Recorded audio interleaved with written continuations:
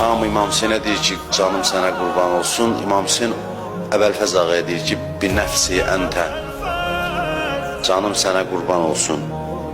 İmam Səccad oturmuşdu, Həzrət Əbəlfəzin oğlu daxil oldu içəri.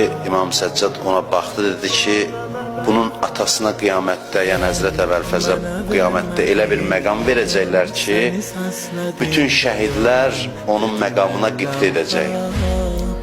Yəni şəhid nə qədər uca məqamdır, şəhadət özünə böyük bir zirvədir. Əbəlfəz ağa haqqında buyurur ki, imam buyurur ki, şəhidlərin hamısı ona qibt eləyəcək. Ona elə bir məqam veriləcək ki, Əbəlfəzin məqamını görəndə şəhidlər hamısı həsrət çəkəcək.